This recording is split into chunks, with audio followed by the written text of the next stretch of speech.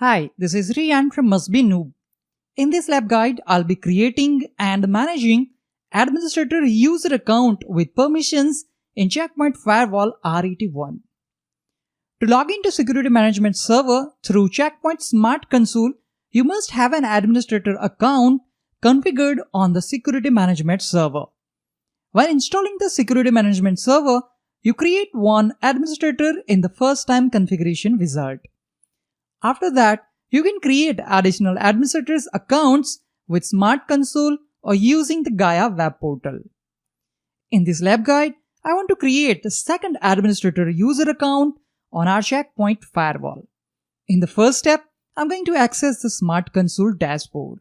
In order to access the Smart Console dashboard, you need to supply the username and password. You need to enter the username which you have created during the first time configuration process. In my case, the username is mgmtadmin and then I'm going to specify the password. Then you need to type the IP address of the Security Management Server, which is 10.2.21.2 in my case. Then I'm going to click on Login to access the Smart Console dashboard. To create and manage administrator accounts in Smart Console dashboard, you need to click on Manage and Settings. This is the mgmt admin with all the rights and permissions which I have created during the first time configuration process. And this user account is super user kind of a Checkpoint Firewall admin. To successfully manage security for a large network, you need to first set up your administrative team and then delegate management tasks to them. For example, maybe you will have two firewall administrators, one for the day shift and another for night shift. In this lab guide, I'm going to create a second admin account. And for that, you can right click here and then select new, or you can click here to open the window. Enter a name for the administrator account. In my case, I'm going to specify name Rian. Remember, this username is case sensitive. Next step is to set up an authentication method for this user account. In this lab, I'll use Checkpoint password for this user account. Let me show you other options. Here you can see you will have other options like OS password, secure ID, radius, TACAS and API key. In this lab guide, I'm going with a Checkpoint password. To define a password for this user account, we need to click on Set a New Password. Make sure that user must change password on a next logon is selected to ensure that only that administrator know his password. Since this is a lab, I'm going to clear the checkbox. Click OK. After assigning a password, next you need to assign a permission profile for this administrator. A permission profile is a predefined set of Security Management Server and Smart Console administrative permissions that you can assign to administrators. You can assign a permission profile to more than one administrator. Administrators with a super user permission can edit, create or delete permission profiles. Let me show you the predefined default permissions profile. And for that, I'm going to click here. Remember, you cannot change or delete the default permission profiles. You can create a new customized permission profile for that particular user account. Here we can see three predefined permission profiles. Read only all. This permission profile has full read permissions on all module but no write permissions. The second one is read write all. Read write all profile has a full read and write permissions on all the modules. And the next one is super user. With super user profile, user has full read and write permissions including managing other administrators and sessions. In this lab, I want to create new permission profile. And for that, I'm going to click on new and that will again pop up a new window for us. Enter a name for this profile.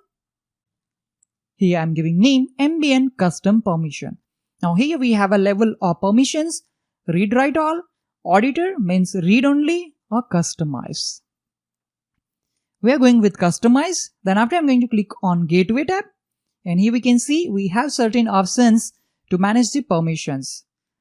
Click on access control. I'm going to clear this checkbox to install permission. Here we have certain permissions.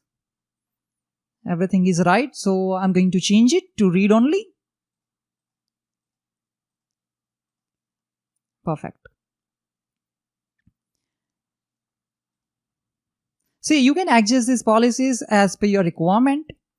I'm going to clear everything because I don't want to assign the permission for threat prevention. On others, here we have a common objects with, I want to give them a permission so they can create objects as well.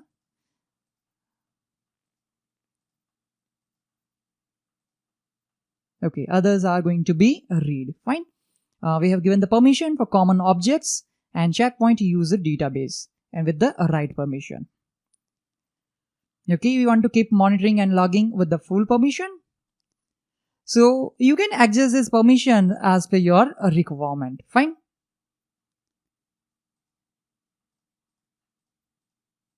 Okay.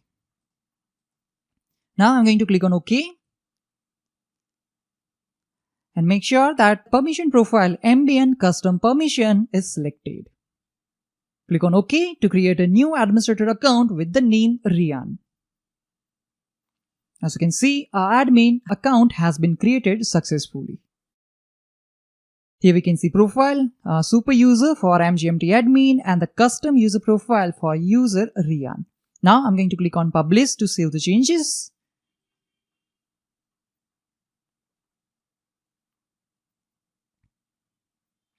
Okay, second administrator account is now active. Let us go and test it. But first, log out from this user account, and which is MGMT admin. I'm going to close it. And let's again double click on Smart Console Dashboard Launcher application. And this time I'll log in with the new administrator account that I have created earlier with the name Rian.